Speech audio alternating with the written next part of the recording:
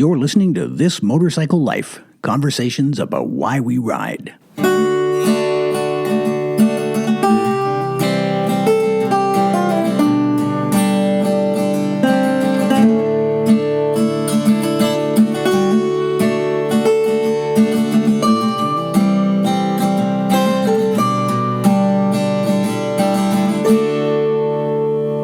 Episode 45, Boy Interrupted.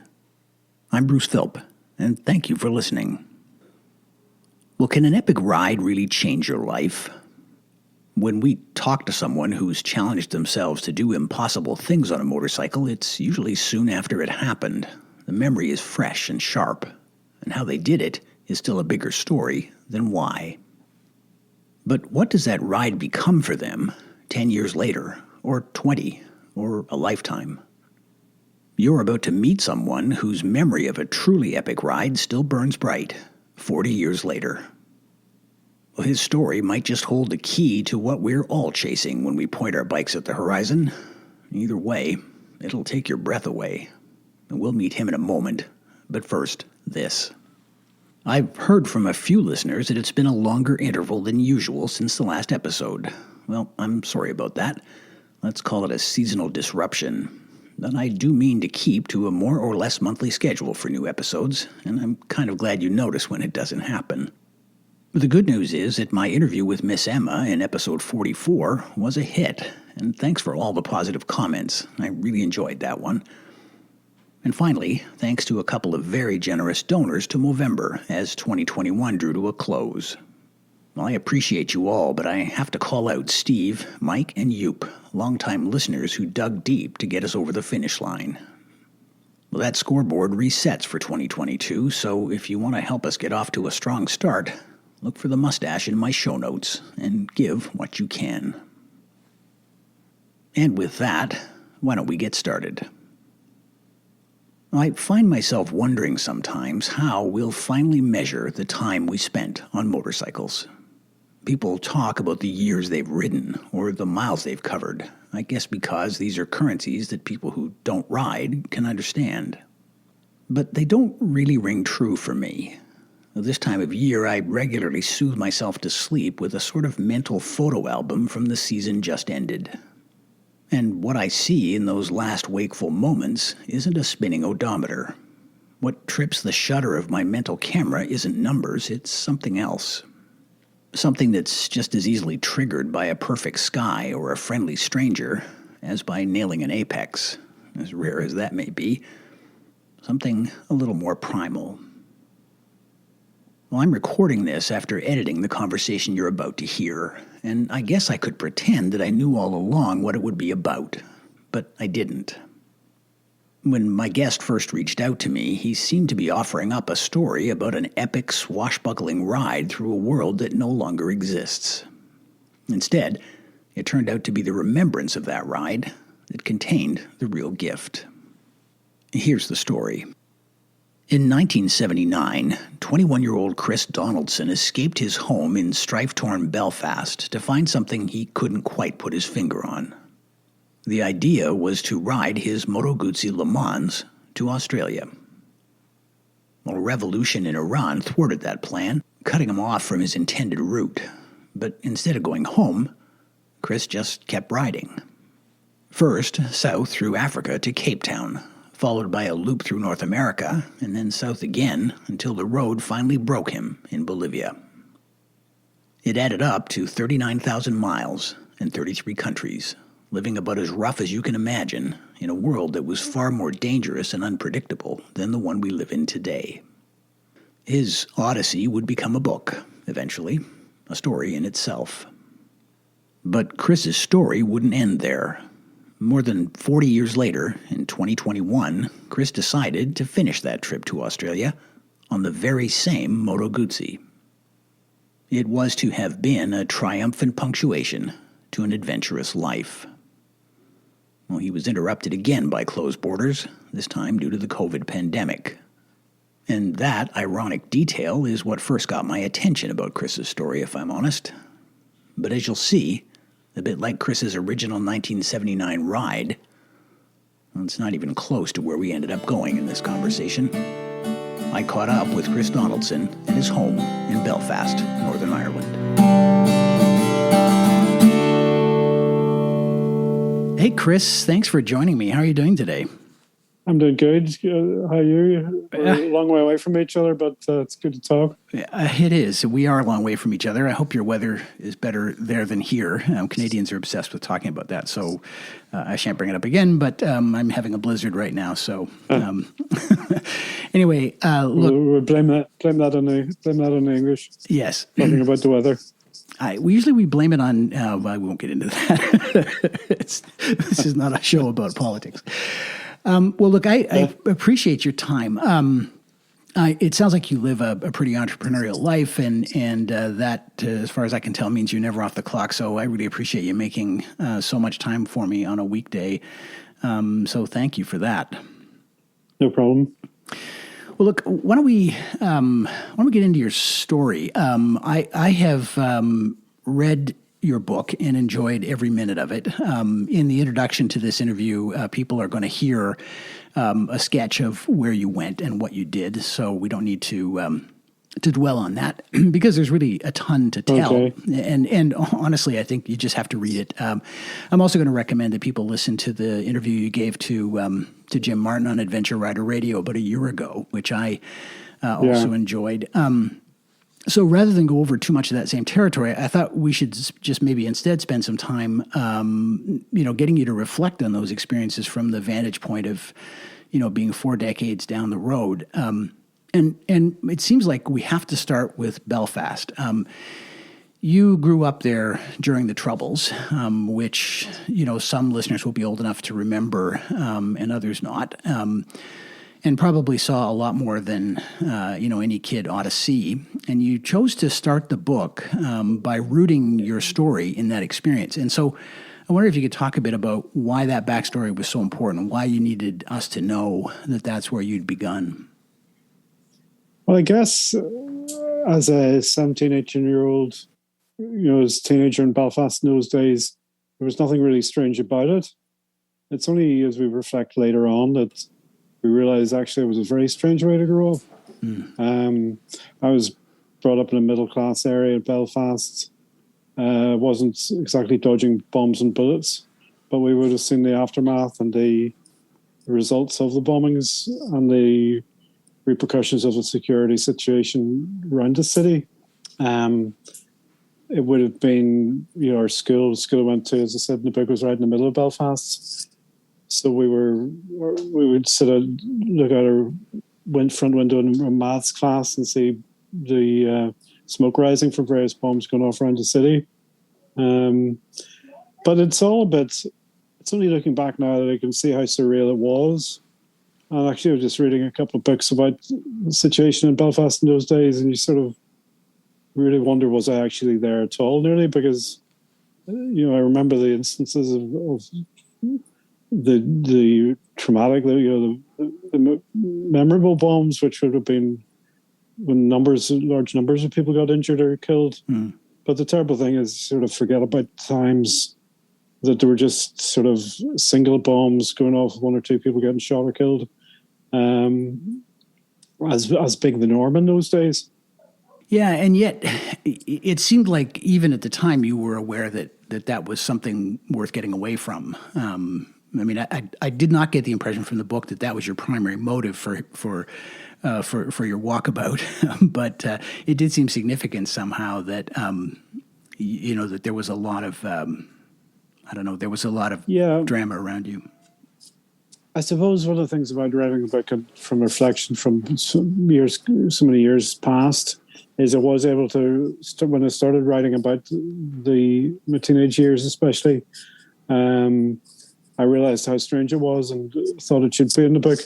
It was certainly a time of leaving Belfast. Whenever I left university, most of my friends were heading off somewhere, whether it was to England or America or even Canada or somewhere in the world, because the opportunities from a job sort of basis were slim on the ground.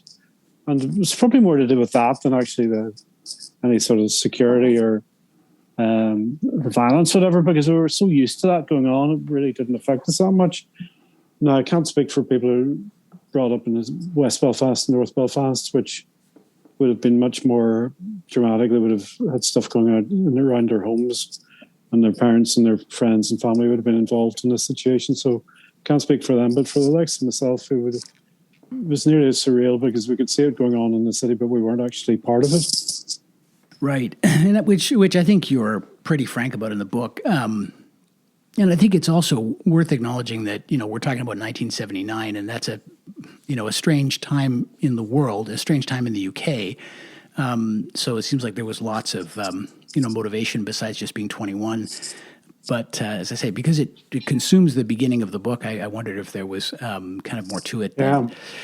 No, obviously the name of the book's called Going the Wrong Way. I originally set off to go to Australia, and I wanted to live there for a while and get a job and work and so on. And I always do wonder to this day what would happen if it gone the right way and ended up there. Would I have stayed? Would I have gone a completely different direction in the rest of my life? Which is one of those sort of things that happen to you as you go along your life. You sort of, something happens, you go a particular direction, and it affects the rest of your life completely, Yeah. So I do reflect on that sometimes. It's funny that you use the phrase "something happened" because that's kind of what I was going to ask you about next. I'm going to jump ahead in great leaps through this journey, just because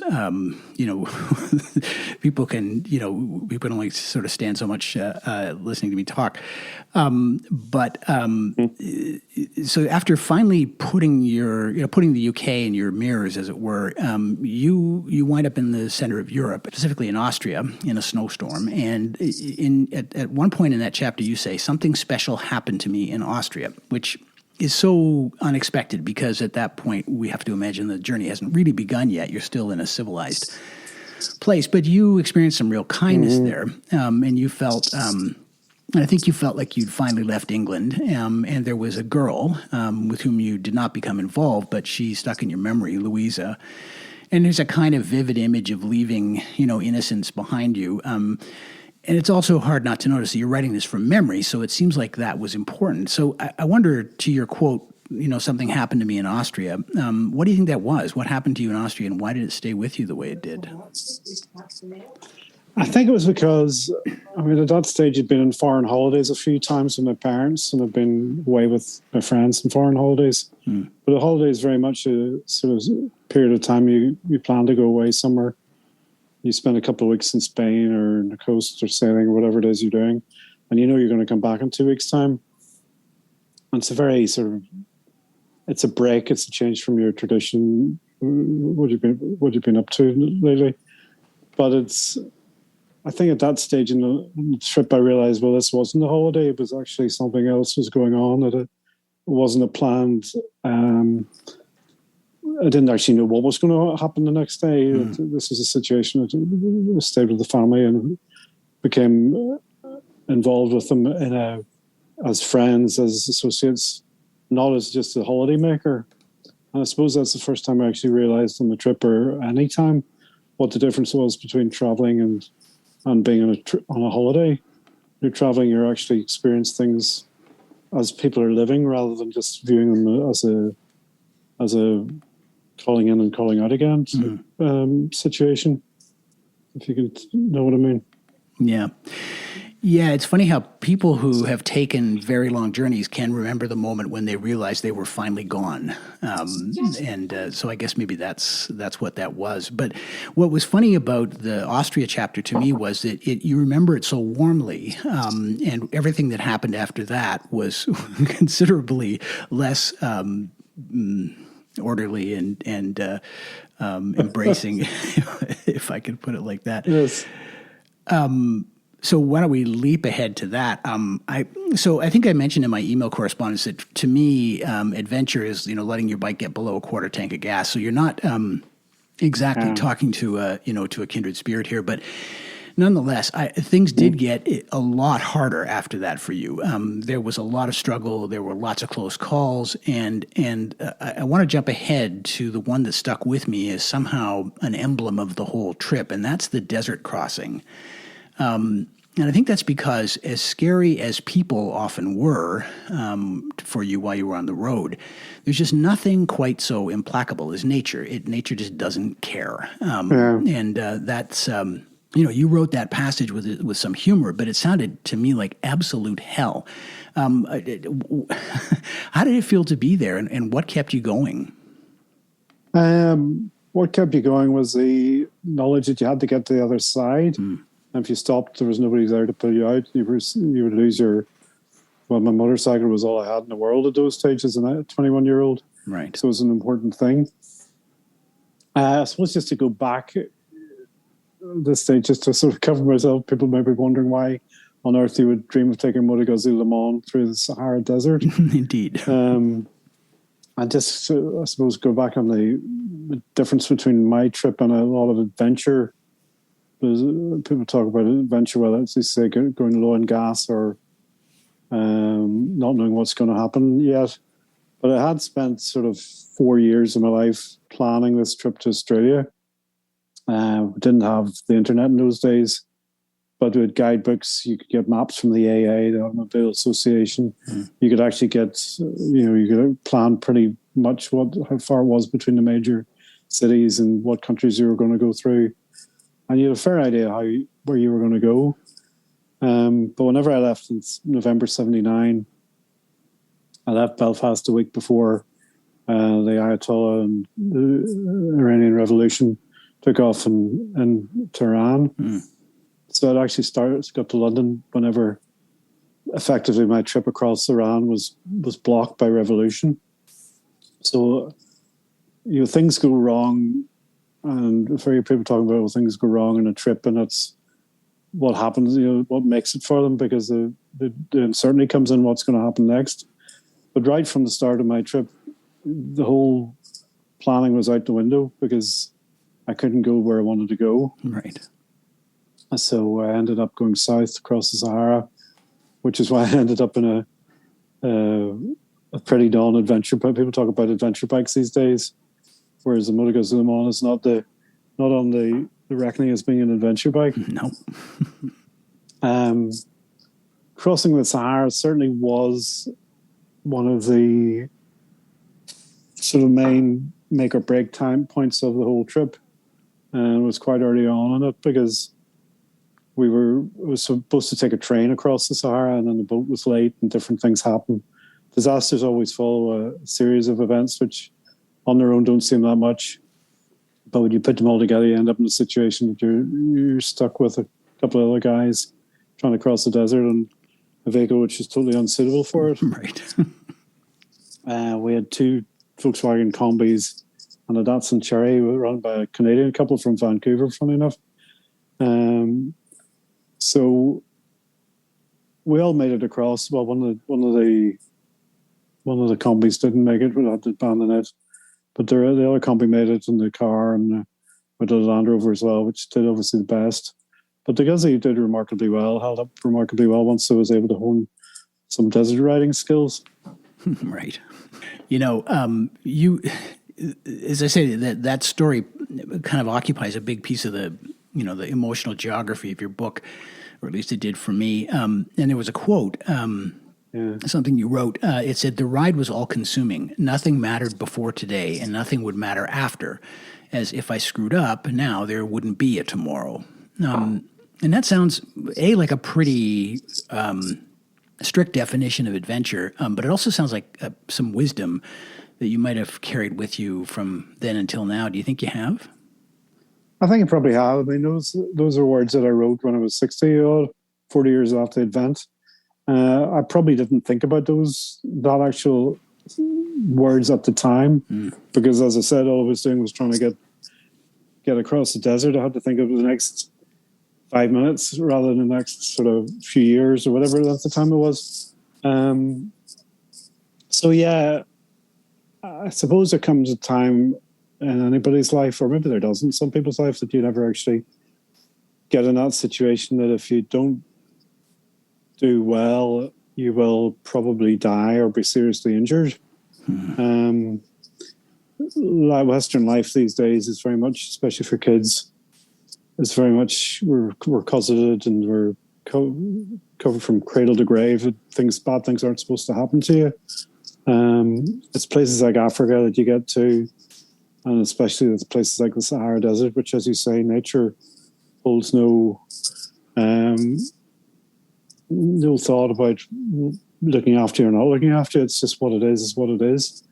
And it's up to you to get across or to survive or not to survive. So it was the first time I'd ever been in that situation, that this is all encompassing. And if you want to get through the next day, you're going to hang on and you're going to have to try very hard. Give it 100%. And hopefully that's good enough. Right. Without being too dramatic about it. Sounds very dramatic these days. But riding, I mean, I suppose desert riding was never heard of, I don't think, in those days. It was before the Paris-Dakar. I think Paris-Dakar started in 1979. Yeah.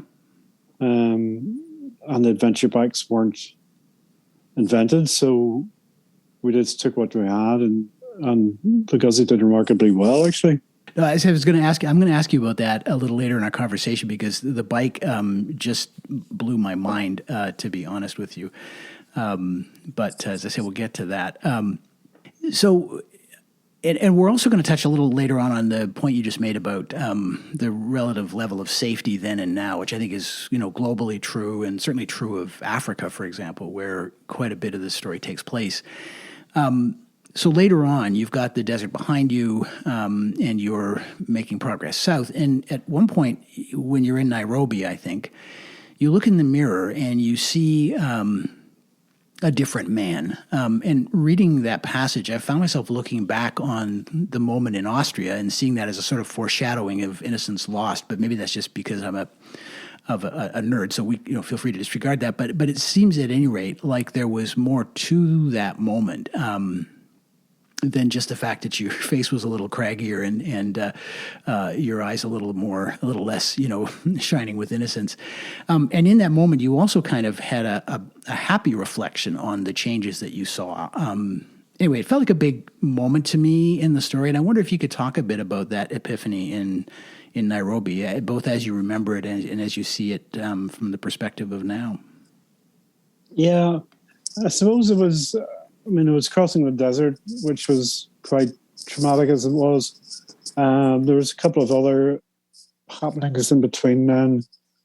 Mainly in Sudan, I took a train trip down into the South Sudan area, which was sparsely populated and pretty unruly, pretty wild and lawless.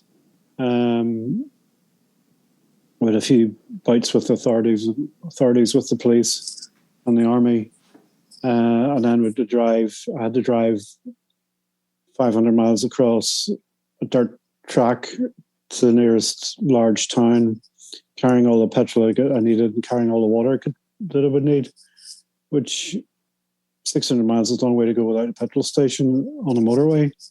But you want to try and do it on a dirt road. And in Madagascar, it's quite a bit harder. And then I ended up trying to get through Uganda just after Idi Amin had left, which again was pretty lawless. So I did see quite a few mind-boggling, eye-opening situations, which I don't know what your English is like, but the sort of thing that basically scares the shit out of you every day. It's probably the only way I can describe it. Right. So when you sort of finish a journey like that, which took a month and a half probably of the trip, you do get to the end get back to civilization, and you breathe out your mental and emotional sigh of relief and think, God, what was that about? And am I glad to be alive, Because you do realize, especially in Africa, how much better off you are than the average sort of guys you meet in the population. Right. And that's Yeah, I'd forgotten about Idi Amin. Like, it's almost like a greatest hits of global upheavals from the end of the 70s sometimes, the story. Yeah. Well, I suppose part of the beauty is not knowing where you're going and having no plan and having no. I mean, I think I said at one stage at the south of my map stopped at the south of Uganda, south of Sudan. So I literally drove into the unknown. I had no idea. I knew Uganda was there, but I had no knowledge of any other country or where I was going after that. So it's kind of hard to imagine in this day and age with the internet that if you want to find out anything at all anywhere in the world, geographically or any other way, you just get your computer out and Google it. One day I was in a situation I knew where I was. Next day I had no idea what was over the horizon. So it's a unique situation which could never happen now. And I don't think it ever wanted to happen to me again, to be honest, but because I managed to survive. But yeah, it was pretty unique. Yeah. Yeah. And I'm looking forward to speaking about that subject specifically, like what's been lost and what's been gained, because that's a real theme in your story, which we'll get to a little bit later. So by the time you get to Cape Town, if I remember this correctly, you have earned yourself a ride back to the UK on a racing yacht, of all things, and your bike is in a shipping container headed for California. It's pretty clear to me that this story is not about getting to Australia anymore. It's become a lifestyle or a compulsion or something. You refer to yourself in that passage as a bike bum. And so I'm wondering what changed and what was the trip kind of all about now? I think I really realized at that stage of the journey like that is not really about finding out about the geographic nature of a country or the culture or whatever. It's actually to learn about yourself. And that's why you do it, especially at that age, 21-year-old, coming out of your youth. And that's where your loss of innocence probably remark is. I wouldn't have put it quite down to the family in Austria, but more just being on a motorbike, being on your own, traveling in an unknown country, limited resources, having to fend for yourself. It's, I suppose it's what they call a coming of age story, right? As much as anything else, but it's about yourself, not where you're going. I read this various trips. It's nearly become a sort of international sport now, driving around the world on a motorbike. Right. Since Ewan and Charlie did their trips, and it's on TV, it's on, you see Top Gear. I'm sure you get Top Gear in Canada, do you? Jeremy Clarkson. Yeah. Flying into Argentina, flying into Angola or parts of Africa and doing these supposed adventure trips with probably 20 or 50 engineers, doctors, medical teams, everything else in the background. They're not really adventures at all. They're more movies. It's as we were saying earlier, it's hard to do the adventure now because everybody knows where everybody is and what's going on. And it nearly has become, the world's become a smaller place, which has its good sides and its bad sides to it. Yeah, it does indeed. Because I mean, the world that you made this trip in simply doesn't exist anymore, which is a point you've just made now, but also in your book, and I think that's one of the things that people might take away and ponder, because as you say, it's a mixed bag. And I do appreciate I'm leaping over huge dramatic chunks of the story, and that's a practical consideration. So I appreciate you filling blanks in where necessary. Because I'm going to jump ahead again now. So you've made your way home. The yacht trip, all by itself, there are commonalities there between your ride and that trip. Let's just put it that way. But you do make your way back to the UK. Yeah. And your bike makes it to California, and you are eventually reunited. You make a kind of counterculture tour of North America, lots of bad behavior and dubious choices. Nothing to say, officer. Nothing to say, officer. Well, I'm not a lawyer, so you're on your own. But you end up in I think it's South Carolina, Hickory, South Carolina, or is it North Carolina? North Carolina, that's right. Yeah, working in a furniture plant, presumably to replenish your resources. There's a romantic encounter there, one of a number on the trip, it seems to me. You leave Hickory, and by the time you're in Central America, he said, finally getting to the point, after and maybe because of that romantic encounter, you start to question whether any of this makes sense anymore. And I wonder if looking back on that, reading your notes, whether you think that was just exhaustion, or maybe it was because you wondered if you were starting to see whatever it is you'd been looking for, if that makes sense. I don't know where to start with that one now. The romantic encounters, I was 21. I was doing what any 21-year-old does, I suppose. But no, I enjoyed America, enjoyed Canada. And it was a welcome interlude. But after Africa, certainly, I got a job in North Carolina in a furniture factory. Through contact, my father ran a furniture business in Belfast. So it was a sort of convoluted connection there. I was able to get a job there and replenish the finances. And I wanted to enjoy, I suppose, after being on the road so long, so moving for so much, it was nice to actually stop for a couple of months in one place and enjoy learning about the culture and the lifestyle of a single town, rather than dipping in and out and dipping out in and out of different cultures along the way. So that was part of seeing what the American dream, another sort of quote, was all about in those days. But yeah, by the time I got to Central America, I was probably emotionally burnt out, doubly so, because I'd done the Africa bit, I'd done the sailing bit, which was quite dramatic on its own. I'd felt quite at home in the States and settled again, and then all of a sudden I was moving again. So there was a feeling of, what the hell am I doing here? Have I not learned all I needed to learn from the last trip? I had no sort of ambition to go anywhere at that stage. I'd lost all sort of notions of going to Australia. So I had no destination. So again, it's a strange and unusual situation to be in. I've very rarely spoken to anybody, apart from a nomad or a tramp you see in the streets, that actually doesn't know where he's going. You're just sort of traveling for the sake of traveling. And again, people don't really do that nowadays, because it's with everything that's so available, you decide where you're going and then you go there and then you stop. You got there. I really had a notion to go down to South America, but apart from that, it was just for the sake of traveling, because I didn't know anybody in South America. I had no connections there. So whenever I got there was no destination as such. There was nobody there to put me up, give me money, get me home, whatever. It was totally at a loss of why I was doing it, I suppose.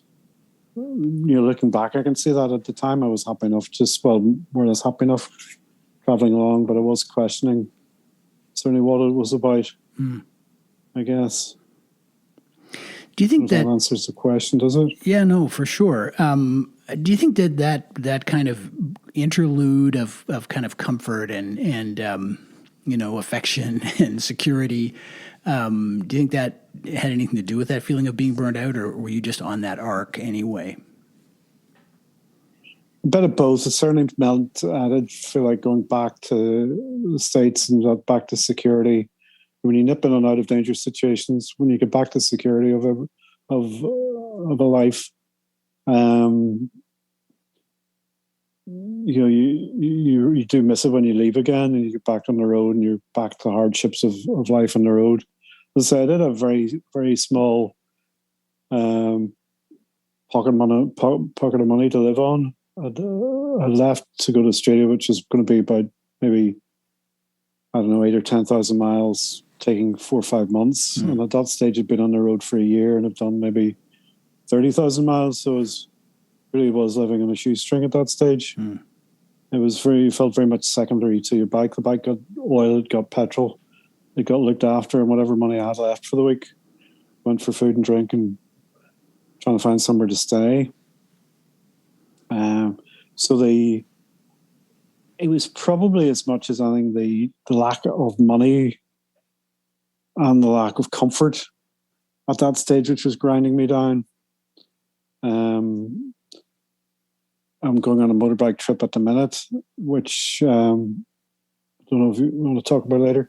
I'm trying to get to Australia still at an age where I have a bit more money. And I can tell you, money may not make you happy, but it certainly makes you a lot more comfortable. Yes, it does. Yeah, we are going to talk about the if you like the sequel in a little bit, because in a sense that's one of the most interesting features of this whole story to me is that you felt the need to kind of finish the job, as it were, but. Before we get there, it seemed to me by the time I put this book down, I think anybody reading it will have the same experience that basically everything happened to you. Basically everything, from fighting off sexual assault by a border guard to transporting your bike across the Darien Gap in a drug-running plane to being surrounded by trigger-happy soldiers while you're on a mushroom trip, to getting sick in Bolivia, falling in and out of love a few times. Don't give it all away. For no, that's not even all of it. No. Nobody wanted to buy the book. Now you've told the story. Oh, trust me, there's more. But okay, fair enough. I won't belabor it. But I guess the question, is, kind of. Do we deserve to survive our youth? Did you deserve to survive that trip? And I guess what's behind that question is there might be people listening to this who think, geez, I feel this wanderlust itching in me and listen to this amazing adventure this guy had. It must be so wonderful. Do we deserve to survive being 21? That's a good question. Youth is lost on the young, or whatever they say in it. I did some very, very silly things that I wouldn't do now. It's strange that when you're 21, you have your whole life ahead of you. You do crazy things that risk your life, whereas when you're 60-odd, you're much more careful with what you do with yourself. Yeah. Even though you haven't got that long left to live anyway, compared to when you're 21. So it seems wrong in a way, but I think one of the beauty about youth is that you are prepared to get out there and do whatever comes along, the craziness, the chances you take. I do think I'm a very lucky person. I don't believe in religion or prayers or that sort of thing, more an experience. But there is definitely a thing called luck, which some people can get away with things and some people can't. I have no idea why I got away with so many trips, so many things that I did on the trip without come to serious harm. But I think it's partly a state of mind. If you think you can do it, you will do it. People that are unlucky generally tend to be pessimistic and always looking at bad things that could happen to them. I think if you're an optimist and looking positively and looking ahead, I can do this, then you will do it. You will be able to do it. And that's probably one of the main lessons I learned on the whole trip, I would imagine. Yeah, I buy that you feel lucky to have survived the trip. It seems to me there were countless moments during the trip when a certain kind of person would say, I don't feel lucky at all. So I wonder what your kind of philosophy has to do with all this, that you chose to see those as kind of blessed moments as opposed to an endless river of hardship. Well, I would say that I looked on them more as an endless river of hardship at the time. It's more an reflection. I can look back into things that happened and experiences I had and see the benefit they gave me as to how I've lived my life since then, that I've learned from those experiences. And I think it's one of the problems with possibly the youth of today, because it's starting to sound like my dad, is that without the negative things happening, without the hardships, without the troubles, how can you compare the good things in life, and how can you compare how well you're doing and how good life is. I think we do mollycoddle kids, and they don't. I mean, with good reason. You don't want them getting run over in their cars and bicycles. You don't want them killing themselves and injuring themselves. But if you mollycoddle people too much, they don't have an idea what could go wrong, and have nothing to compare it when things go right against. Yeah, it's funny.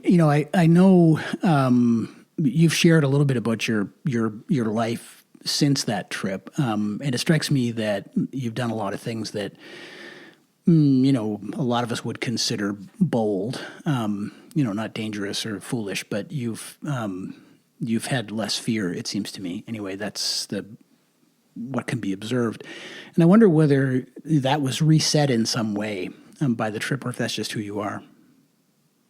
Well, I don't know who I would have been if I hadn't gone on the trip, but certainly I have gone the wrong way numerous times in my life, I guess, if you could put it like that.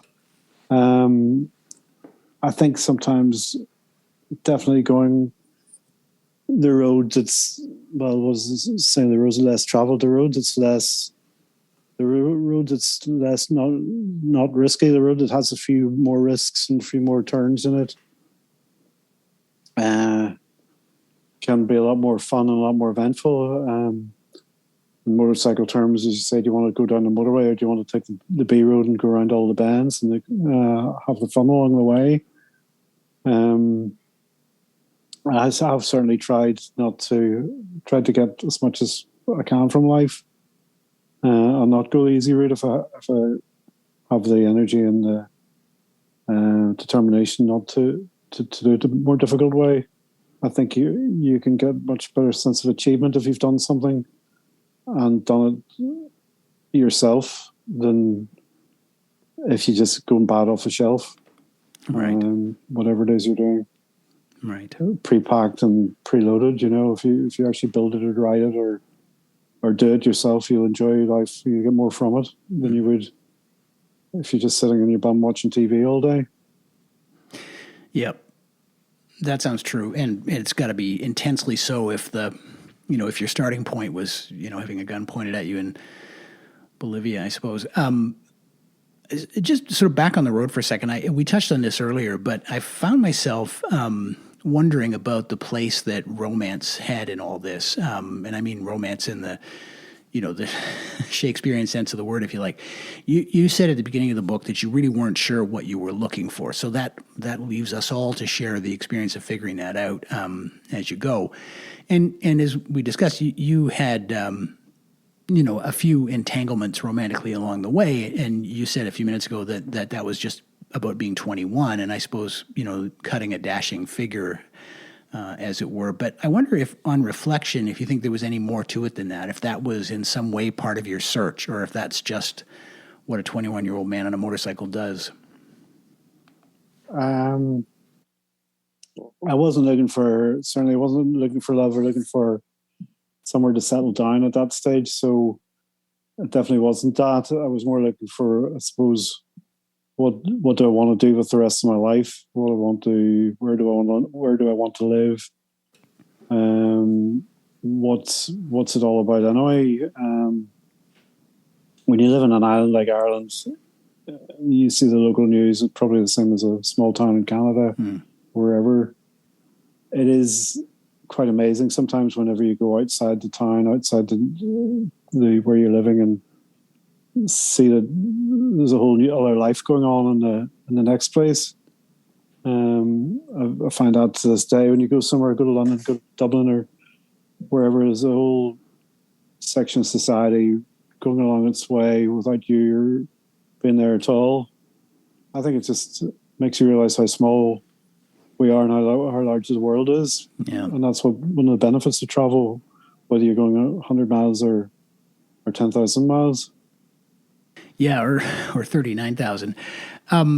It seems to me that everybody who points themselves at the horizon by whatever means talks about the point of this being the journey and not the destination. And And you talk about that a bit in the book, and in the interview that I mentioned earlier, it also came up. And you put maybe kind of a finer and more honest point on it, I think. You talked about the destination being almost a disappointment compared to the process of getting there. I seem to recall you sitting despondent on the seashore in Cape Town or something like that, kind of reflecting on what the point of having an end of the line was. So I wonder whether you have thoughts on that. What is the point of having a destination if it's the journey that matters? Well, I guess you have to have somewhere to go to, otherwise you just go around in circles. Theory, you do have to have some sort of destination in mind, I think. Right. But when you're traveling, you sort of have this this situation that you're going to arrive in Cape Town and these people standing on the side of the roads waving flags or trumpets blaring, whatever. Whereas actually it's not like that. You just arrive and there's people going around along their everyday lives on the streets, and they don't know who you are, what you're doing, or anything about you.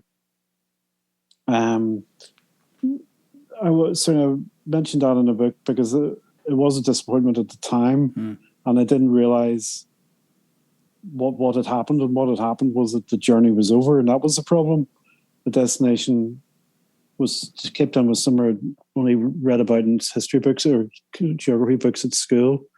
I had no interest in being there, really. It was the journey that was the fun part, the important part. And that was dead now because it was over. So that's where the disappointment came in. And I think it's probably what most people find out about a journey whenever you get to the end. There's a sense of poignancy because it's finished. It's done. It's gone. You can write your diaries, but it's the excitement's finished as far as the journey is concerned. And very often, travelers, the second they arrive at the destination, is the start when they start thinking about what the next journey is going to be. Right. So it's perpetual, sort of perpetual motion of, I suppose you could nearly say perpetual disenfranchisation, and you're never actually happy with where you are because you're always going somewhere. Right. I think that's part of life too. I wonder. So when people read a book, I think they're allowed to presume that not everything an author puts down on paper, he or she does so consciously. So, in other words, we're allowed to discover and speculate about.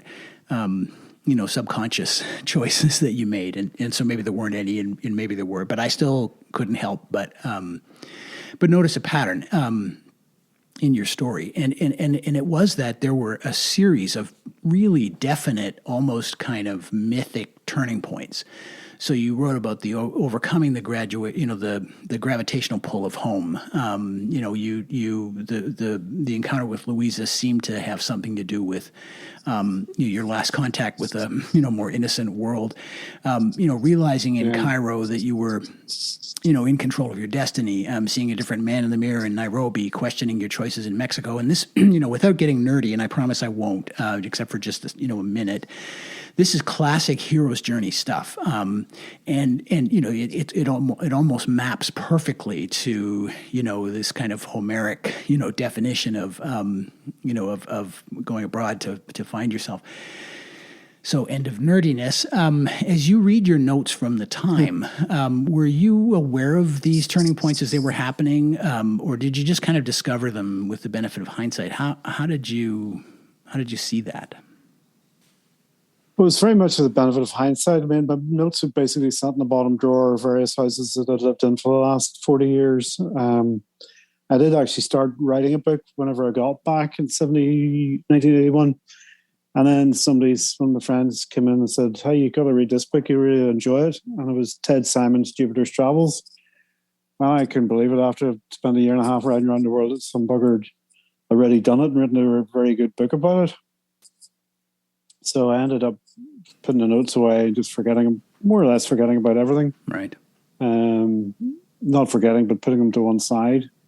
Because when you do a trip like this, people generally aren't that interested. When you get home, they say, "Well, where have you been? What have you been doing?" And that's about 5 minutes later, you can see their eyes glazing over and lose interest because they can't actually comprehend what it is you've been up to. It's so different to life in general for them that they can't relate to it. So when I wrote the book 40 years later, it was because, I suppose, as I say, I was getting a bit tired of listening to reading books about what people had done. I thought, well, I should really get my story out there because I think it's quite different. Mm-hmm.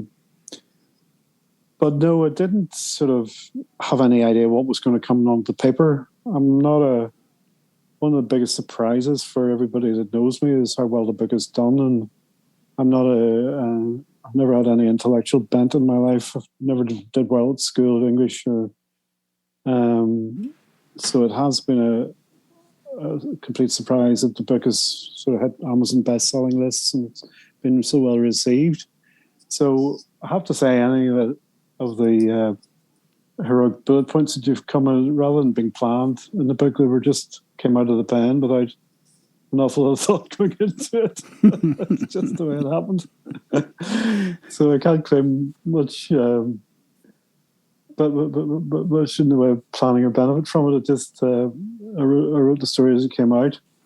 I tried to be as honest as I could as far as my thoughts and processes along the way. One of the things that did surprise me after so long since the trip, was how much I did remember. From reading the notes, looking at photographs, the situations that I'd totally forgotten about. And when I read the notes and started writing about it, it was like scraping off old paintwork of a memory that the next time I rewrote it, I looked at it again. What just happened to you 40 years ago is still in your head somewhere. It's just covered over lots of blah, blah, blah, which has gone on ever since. Mm. And once you scrape a lot of the fuzz away, it's amazing how much the brain does still remember about what happened when you were 21. Yep. It's true. And I think also partly that's because it's such an intense, time in life. I mentioned a minute ago this hero's journey thing, and basically the notion is that there's a certain inevitability to the emotional process you're going to go through when you throw your fate to the wind like that, which again we don't need to dwell on, but the idea holds that when you have been through this experience, like the experience that you went through, the reward for surviving that solitary odyssey is what Joseph Campbell called the freedom to live, which I suppose means autonomy and absence of fear and stuff like that. That's supposed to be the prize, and so by the time your odyssey was done, the picture you paint is of a man utterly spent. You're sick. You have, you suspect PTSD. You have no money left, and you're still not quite able to articulate, at least in that moment. And I'm thinking here about Bolivia and I guess Buenos Aires. You're still not quite able to articulate what it is you've been looking for. So I guess the question is, what was the reward, or what did the reward turn out to be? What you mean what is the meaning of life? Okay. Who knows? I suppose, again, it's like a journey itself. I mean, life is like a journey, and what I learned was lessons that I could put against other situations which I've come up against in life, and I've been able to draw on not experiences as such, but strengths that I've gained going back those 40 years to be able to get through those situations better than other people have. It's certainly, whether I would always have been a determined, stubborn bugger or not, nobody will ever know, because I never know who the other person would have grown up to be if he hadn't gone through those things. Right. So you never really know what benefits or detractions that life's experiences give you. But I think in my own mind, looking back at what reading, when I read through the stories, I did realize that things that I'd learned and experiences that happened to me they have benefited me along my life's journey, even though I didn't actually realize it at the time or since. It was only when I got down to writing them down that I thought, hey, that maybe was able to help me in such and such a situation a couple of years ago. That I wouldn't have been able to do that if I hadn't had that experience going back then. But it's a very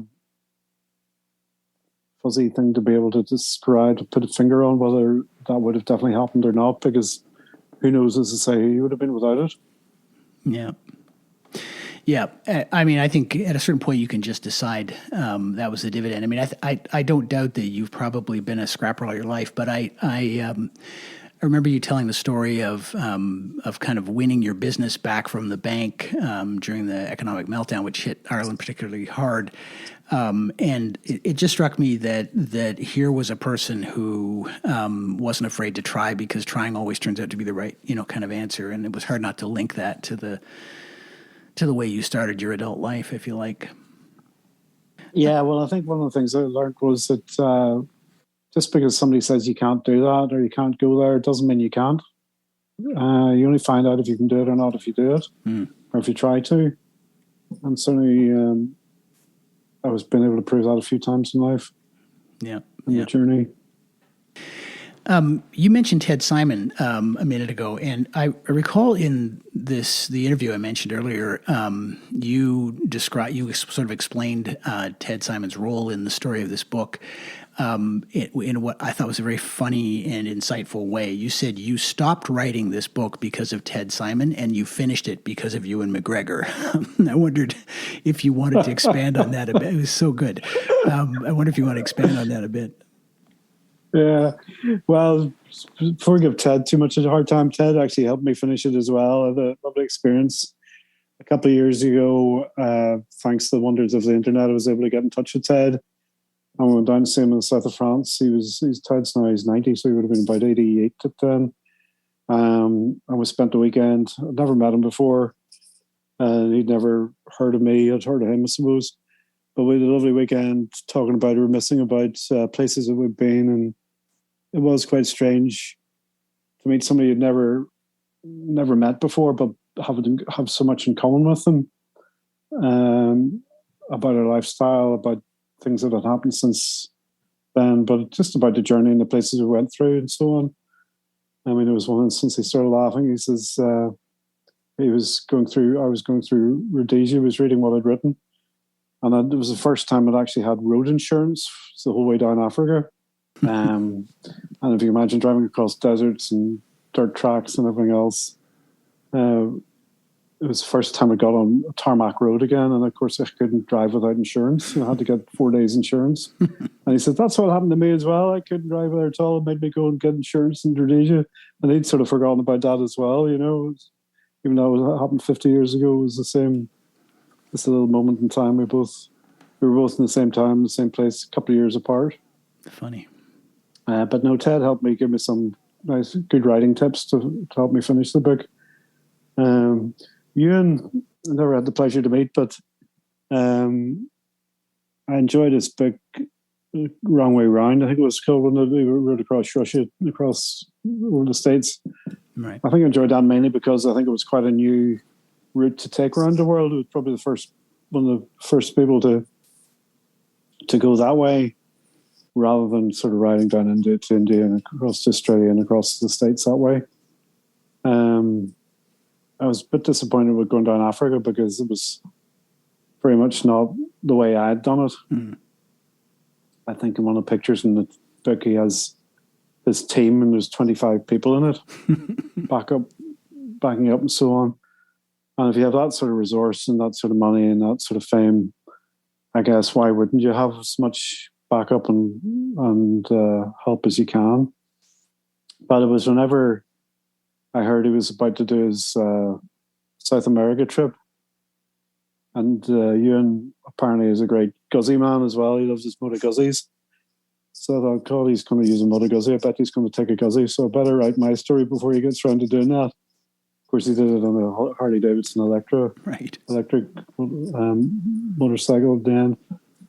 But it was there's been various times over the last 4 years I've thought I must get down to writing my book. Must get down to writing my book, and everybody says they've got a book in them. And I think just about everybody has. But it was that the thought of that Ewan's going to beat me to writing a odyssey up South America. Well, I'm going to get my story out first. Ted got his out first with the rest of it, but I'm going to beat him this time. So that was how Ewan came into the story. Yeah, well, it was. That's one of the great one-liners from your book promotion process, as far as I can tell. So tell me about looking at your notes again after 4 decades. I mean, as we mentioned earlier, and I think agreed, 21 is an intense time, to be alive, even if all your adventures are in shopping malls. I've just had a little experience of a similar nature myself, being confronted with my, ragey, pseudo-profound observations at being 21. And it's definitely complicated. I wonder how it felt to sort of hear the voice of your younger self again. It was quite refreshing, I have to say. I like to think I haven't changed that much, but I clearly have. Not quite able to do what I used to do. But it was refreshing. I haven't written diaries for much of my life. A couple of times I've done trips I've written about what I've thought, what I've done. But it was refreshing to put the photographs. I had quite a few photographs that I was able to dig out and put those together with the notes and my journals, and to see what I thought and have it all coming together. As I say, it was quite spectacular as to how much you actually can remember whenever you think back. I met a guy I met in Israel in November. I was there, and we hadn't spoken to each other since. So he got a bit of a shock when I was able to turn up with a book that he's in, and I was glad. I was very worried because I'd written about his parents had been in Auschwitz and concentration camp survivors. They'd been concentration camp survivors and different things about himself. Mm. I thought, God, did I get it right? What were they in? Am I exaggerating, or did these things happen? And you had written about him, and what's he going to think about reading about himself? Words that I'd written about a couple of weeks we spent together 40 years ago. But I was very pleased that he says we got me more or less, got what his thoughts as well. He was quite a pacifist, for instance, in those days. And he says you got me pretty much the way we spoke. You were accurate enough to sound a bit sexier than it actually was at the time. But I think we got the story pretty bang on, So it was nice. It was a nice bit of feedback to get. It struck me, as it has so many times, reading your book, that regression is such a big part of riding motorcycles for, maybe everybody who does it. Jeff Hill, who reviewed your book, has called himself rather famously a boy on a bike. And I thought, reading your book, that you did an admirable job of kind of keeping that spirit alive despite, 40 years of growing up and life experience, which, usually takes the edge off a little bit.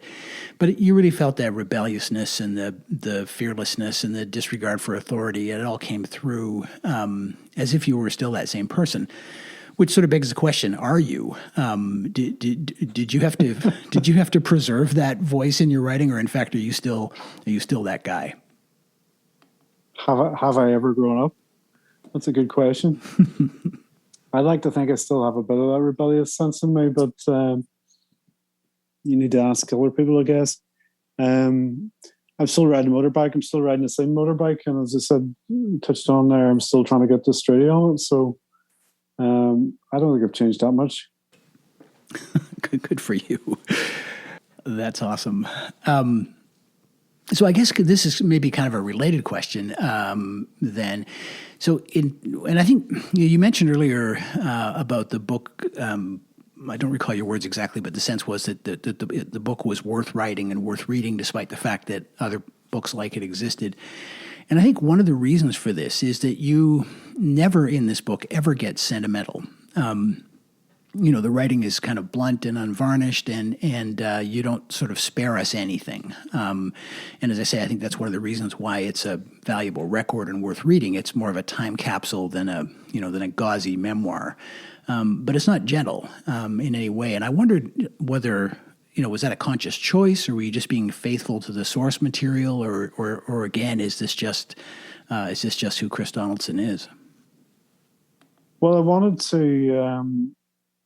I read a couple of motorcycle stories, and they have been like a diary, nearly a journal. Then I went here, and then I went there, and then I went there, and then I got a puncture, and I met a guy with a beard or whatever, and I thought, very often you get halfway through them and think, well, where is this guy going? What's this about? What am I learning from this book? If I wanted to go to see more about these places and watch TV, I'm not getting anything from this book. So I didn't want it to be just a travel log, a list of where I'd been. I did want it to be more about myself as a person and the effects and the feelings and the emotions that I felt at the time. And luckily I had my journals. I was able to dig back and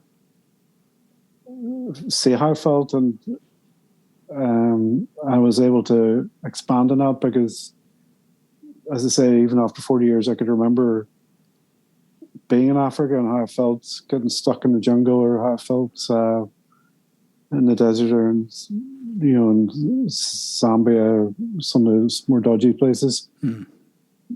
Because they were probably extreme emotions, they're lodged in my brain. Whereas if you ask me what I did 2 weeks ago, I could hardly tell you because they're so normal. Yeah. So there is that to it. Which on that line, I've forgotten what you were asking me. What was the point of that? No, that's actually a good answer. I could even cut that part out if you want. I was just wondering. Leave it in. A lot of your 60-year-olds will know where I'm coming from. No, that was a good answer. Because I wondered, why the book was so blunt, and I think it's because you chose to write it as your experience as opposed to a list of things you did. Which really is the only. No, I wanted to be a bit more than that. I find some travel books are very a bit disappointing in that way. They are just a story about how they went there and how good they are, because how they did it. It's a travel book isn't about the destination. It's not even about the places that you travel through. It's about how they react with yourself and the magic that happens then with the human side of you, as well as just watching a bridge or a river or something. Yeah. So we've touched on in this conversation and a couple times, I think in the book, the sense that that something has been lost between then and now in terms of how easy to navigate the world is. Let's put it that way. I wonder if you want to talk for a minute about what it is exactly that's been lost. There's a sort of rueful quality to your, to the way you talk about the experience of adventure travel now, in quotation marks. What do you think? What do you think has been lost along the way? Oh well, as I say, I hate to sound like your grandparents, your parents sort of thing. Oh, things aren't the way they used to be. And from a traveling point of view, you think back the way the Victorians did it. They were away for years rather than months without speaking to anybody, without being in darkest Africa and people dying off all around the place. Is that so much? Was that a better way to travel? I don't think so. Right. So, and even think back. Oh, it's too easy now. It doesn't. Do people appreciate it? I suppose it's probably what people make of it themselves.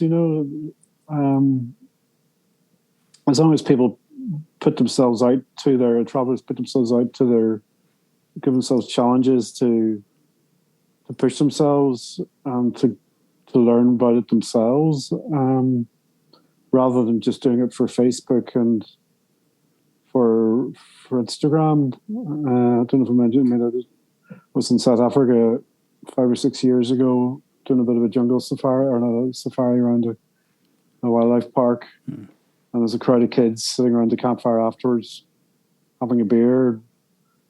We were having a couple of beers, talking about it, what had happened today, and they were all on their phones, sending pictures back to their friends at home. And I thought, well, it's really a bit sad, is it not, that they're more worried about what people are thinking on them online than discussing the effects of what happened today had on them there and now, you know. But that's just the way life is. I think you can turn into a sad old git if you just keep talking about how good it was in the old days, you know. Right. Yeah. And so I guess that begs the question, you know, have we, you know, got anything back in return, you know, for this progress? If you were planning this adventure now, I realize this is a, you know, a counterfactual, you know, speculation, but if you were planning this adventure now and you were 21 now, what do you think you'd get that the original you didn't, from it, you know, from traveling the world today? What would you get today compared to 40 years ago? Yeah. I think if you went along with the right state of mind, you would get plenty from it. You have to try a little bit harder to get away from digitization and face, you know, and all the online world, which is so important to everybody now. There's very few places that don't have that. Like Africa, I think there's more mobile phones in Africa than anywhere else than there are landlines, because that's the way it works. Yep. You won't see too many wild animals anymore beside the road. You won't see guys running around with spears and bows and arrows anymore, because they're driving trucks now. Is that better or any worse? Who can say? You know, it's progress, and you can't stop progress. As long as you challenge yourself and push yourself. I challenged myself because it was too stupid to stop whenever things were going wrong. But there's still plenty of challenges out there for kids to go and do. Yeah, I think so too. And of course, all this stuff gets anchored in whatever your particular definition of security is, right, on the day before you leave, which I think we have to give them. I was interested to hear you talk in the interview I mentioned earlier about the challenges of getting the road out of your system when you get home. And I've heard this before, lots, actually. I remember I interviewed a guy a couple of years ago, a young guy, a guy named Henry Crew, who soloed around the world a few years back, and he described himself when he got home as being bereft, like almost heartbroken that it was over, that he felt like a stranger in his home and missed the road. And I wonder if this is a price you have to pay for a walkabout like that, or if somehow you're changed by it and you have to readapt to life. So I guess, you chose to finish this book and publish it 40 years after it happened. So clearly the trip made an impression, as it would. I guess my long rambling question is, did you ever get over it? Probably not. I mean, yeah, when you say that when they're bereft when they're finished, it's a wee bit like what I was saying, that the end of a journey is the death of the journey. So it is if it's a process that you really enjoyed, you will be bereft because you're disappointed it's all over. And if somebody you know has died, you can talk to your friends who knew him as well and say, wasn't he a great guy? Wasn't that, remember the times we used to have, and so on. But with a journey like that you've been on your own, you can't really do that because nobody knows and nobody's really that interested in what happened unless you can tell a particularly good story. Right. They find it difficult to come to terms or to associate with it. So certainly for a lot of my life, I've held a story in my head and I've thought, well, that's my story. And I'm not really interested in telling anybody much about it anyway, because it's my story. It's a personal thing. So why would anybody else want to know? So it has been quite a shock to me that, really lots of people have been really interested in it. because to me it's an emotional journey that I made all those years ago, and it's mine. Who cares what you think? But so it's nice, as I say, that what actually people do, and people are interested to read what it was like in those days and what my journey was about. Yeah. But yeah, I can understand that it is difficult. It can be difficult to get off the road and get back into normal life. And I do wonder if the next question is, well, what was the point of it if you're not going to feel better about having done it? Is there any point? Right. Because you're actually more unsettled than you were before you left. And that's a question you never get an answer to. No. Yeah, that's interesting. So let's zoom forward 41 years to last year, 2021, and you have decided you're going to, in quotes, finish that trip by riding to Australia on the same bike, which I'm going to ask you about in a minute also. But how was that idea born? And tell me about that. Well, it was really a friend of mine I was talking about in a bar where all the best plans are made, as you know. We discussed, well, you never got to Australia. Do you ever want to be there? And I've been a couple of times on holiday and business. But it always has been a bit of I never actually rode a motorbike there. So I thought, well, let's have a go and do it this year. So again, as opposed to my original trip being more of a coming of age story, we're calling this one Adventure Before Dementia, which a bit tongue in cheek, and maybe not quite so tongue in cheek. Like where I'm a certain age now, and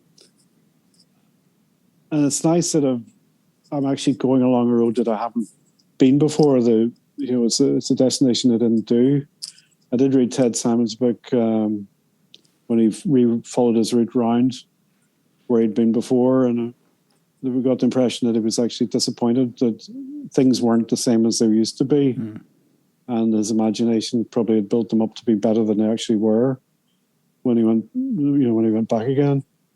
So taking the same bike, and we're going to try and get to Australia with COVID and with family and with work. We're going to do it in stages. We're going to do it sort of, we went to Greece first of all in September, down through Italy. I was able to call into the Moto Guzzi factory for the 100th anniversary celebrations, and got to Athens in September, back in November there, and we got as far as Israel when we tried to get into Jordan for the next leg, down to Dubai, to get refused entry because, well, we don't really know quite yet, because the guy just said he didn't want to let us in.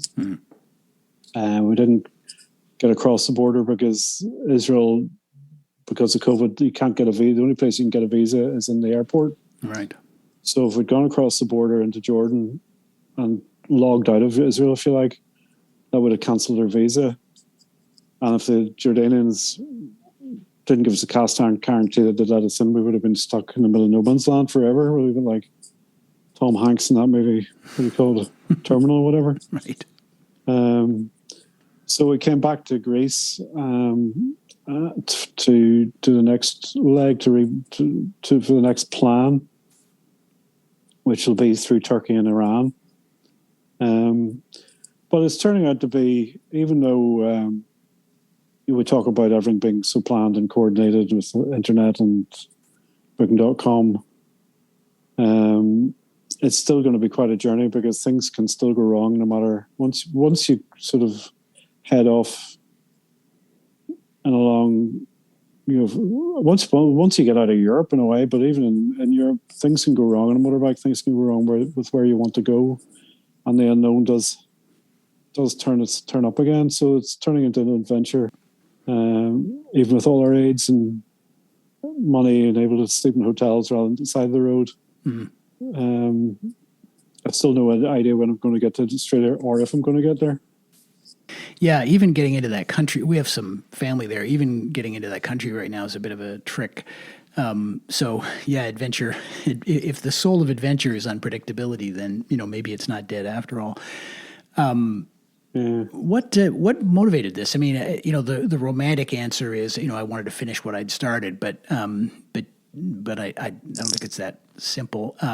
Is this just something you want to do while you can, or is there an agenda here? Is this unfinished business somehow? Well, it's, as you say, it's really more to do with my personal challenge. What I want to do with myself. Can I do what I did 40 years ago? Am I still physically and mentally able to do that or not? So it's more of a personal challenge really than anything else. There's people have different reasons to do things for charity, do things to raise money, do things to set a record, or do a YouTube video on it. Really, it is just a personal challenge to see if I can still do it and put myself against the unknown. And it's nice to have that sort of journey that I didn't complete before to see if I can finally complete it this time. Right. No, so it is kind of the romantic answer. I'm happy to hear that. Actually, don't be getting all romantic on me. Well, I have a little Irish blood in me, but it's a conversation for another beer. Or it's more of a manly challenge than a romantic thing. Yeah, well, that's the semantics at a certain point. I'm wondering, just based on a comment you made a minute ago, I'm wondering if you feel a sense of urgency about this. I'm sorry if this question seems a bit macabre, but we are of similar vintage, and I do sometimes get the feeling that the ability and the desire to take chances are kind of sand in the hourglass. Does that figure into this for you?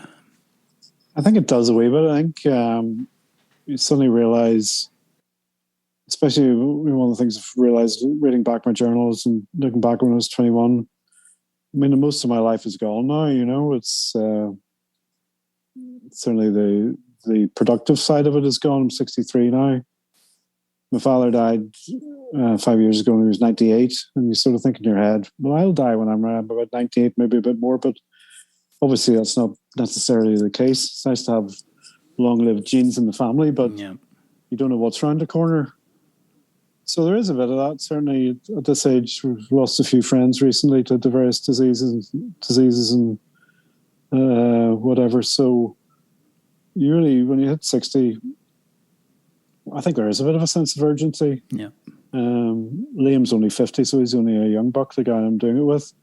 He's on a new Moto Guzzi T85 TT, V85 TT, so we're sort of putting the new model Moto Guzzi against the old one to see what Guzzi have learned in the last 40 odd years as well.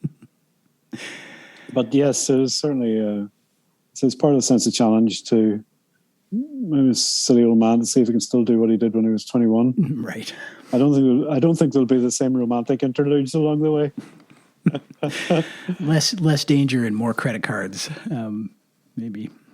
Yeah, so stay away from sex, drugs, and rock and roll. Yeah, there's a time and place. You mentioned the Guzzi, and this seems like as good a time as any to ask about that. I'm aghast at what that motorcycle endured on that first trip, and that it. I didn't read a lot about engine trouble. I read about your suspension being held together with rope and things like that. But, this was, as you describe it, a cafe racer, and a beautiful bike. And I'm sure a pleasure to ride. But I can't believe what it went through, and I can't believe you still have it, and I can't believe that it's in a sufficiently operable condition to do this trip again. How did it stay with you this long, and how much of it is original? Well, it's a bit like, I don't know if you got Only Fools and Horses in Canada. Yep. The TV program with Del Boy in it. Yes. You get that one? Yep. There's a story that Trigger is talking. He got a medal. He's a road sweeper, and he received a medal one day, and they were talking about it in the bar. And he got the medal for keeping his broom for 21 years. And Dell says, that's amazing. How did you manage that? He says, well, it's got 21 shafts, 21 new shafts and 15 new heads on it, but it's the same broom. So my Guzzi's a wee bit like that. It's had new suspension, new bits and pieces put on it over the years. But the engine, the gearbox, the frame, the basic bike is still exactly the same. The last time I took the cylinder heads off the bike was in Florida, 1980. And there was nothing wrong with it then. I just put them back on again. So their engine has been bulletproof. The main problems on the trip were the suspension, because I was driving down dirt roads and over deserts, and cafe races generally aren't meant to do that. So I had to replace various bits in the suspension over the years. I got back and the bike sat in the garage for a while. I didn't want to go near motorbikes again for a number of years. But eventually I put it back together again and restored it and drove it as a cafe racer again for many years. I suppose because it was always a souvenir of my journey that I sort of held on to it. I've had other motorbikes in between times, but I always kept on to the Le Mans just as I suppose from a sentimental point of view. Originally, when I got back, nobody would have wanted to buy it because it was sort of half wrecked. It's only in recent years I've been amazed that it turns out that the Moto Guzzi Le Mans Mark I is one of the classic bikes of all time. So it's nice it's got that behind it as well. But no, it has been a remarkable motorbike, to say the least. And is the paint all original? I hope I can actually press you for a photograph to share in my show notes, because I just would love to see it in its current condition. But how cosmetically, how much have you left it as it was? Well, it's had a few paint jobs, to be fair. Maybe just one. I think I repainted the tank once. But most of it is original. As I say, the forks, the front suspension, the rear suspension have been replaced. Final drive, the engine gearbox, the same. The wheels, the same. Replaced the front wheel, I suppose, in South Africa, because it got such a hammering on the dirt roads. It was actually twisted and bent more ways than enough. But no, it's definitely the same bike. It's a motorcycle is it's a machine. If you keep it on the road, it's a machine that you're always changing parts on. There's always new tires, obviously brake pads, things like that are always been replaced as you go along. But to do the crux of the main part of it is the same as it was. The only changes I ever made to it were putting higher handlebars on it and a screen, and putting a top box and a panniers on it in the back. Apart from that, it was always a standard Moto Guzzi Le Mans. Well, I'm in awe. I have a special affection for those bikes. I just haven't found a place in my life for one yet, but I have ridden that V85 that your friend is going to be on, and it's a marvelous machine, but I just can't imagine it lasting like this one has. And I'm with you. I would never let go of it. Amazing. When do you think you're going to get back on the road? Well, we're hoping to get back out to Greece in March, and the next stop will be Dubai, because it's 2,000 or 3,000 miles down the road. I should be able to do that in 2 or 3 weeks. And I lived there for 8 years until a couple of years ago, so we have a lot of friends there to call in and see as well. So it's a bit of a sort of emotional staging post for myself as well. We'll leave the bikes there for a couple of months or a month or two, come back. I'm in business still, got a wife and children, and I don't really want to be away for 2 or 3 months at a time at this stage in my life. So we are cheating a wee bit by doing it in stages. But you do what needs done, and if you want to ride motorbike to Australia, you do it whatever way you can. There's no right way and no wrong way, I guess. Right. But so maybe COVID, I suppose, is probably our main problem at the minute, because as we always knew it would be. But I think the political situation in the world is slightly better than it was 40 years ago, but COVID it stopped us in Israel. We had to come back there because we couldn't go on with Omicron. I'm banking that by March, it'll have eased back again. It will be able to make the next leg. And if uncertainty is the essence of adventure, I suppose the fact that we won't know what's going to happen after that is going to be a large part of it. Yeah. And will you write about it? Well, I'm keeping notes. Keeping notes, and hopefully there'll be a story in there somewhere. I'm hoping there won't be, actually, because I don't really want all those things to go wrong again. I'm hoping really for a really easy ride. And whenever I tell people about it, people will just go, God, that was really boring. Nothing went wrong. I don't know. I read a couple of books about writing books before I wrote the book. I did a couple of courses just to teach myself how to do it. And one of the essences of an adventure book or an interesting book is you start off in a situation and then something goes wrong and you spend the rest of the book trying to get things right again. So I thought, well, that's pretty much what my adventure was, because I started off, the Iranian Revolution happened, and I spent the rest of the book trying to work out what was going on after that. But I don't really want to do all those. I've learned a few things as I've got older, and I don't really want to put myself in those situations again. So I'll leave places like Afghanistan and that well alone this time, I think. There you go. I have got a lot cleverer. So the 40 years have done me some good. I have got a lot cleverer. What do they say? We're too soon old and too late smart, something like that. Something like that, yeah. Well, look, so first of all, I hope that happens for you in March, and I hope you get it done, and I hope nothing goes wrong, but you still wind up inspired, if that's a possible combination. It's been such a pleasure to meet you. I really enjoyed the book. I'm glad it exists because of its honesty, and I hope we're going to have a chance to find out what finishing it means for you. Thanks for speaking with me today. Well, I hope we will, because if I get to Australia, the next stop would obviously be heading to the States, maybe take a wee nip around Canada again while I'm at it. So you never know, maybe be able to call in at that stage. Well, you'd be most welcome. I have tools and gasoline and beer and scotch and what else really is there? You're talking my language. Those are all the things I need. Well, again, thank you. Ride safe. Let's hope this little interruption's behind us all soon enough. And I hope so. And stay in touch.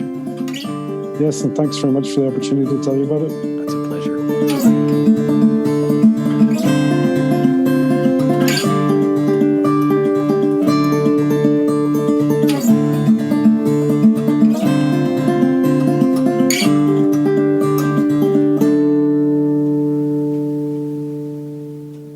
Well, towards the end of his book, Chris compares his experience to that of Ted Simon, the author of Jupiter's Travels.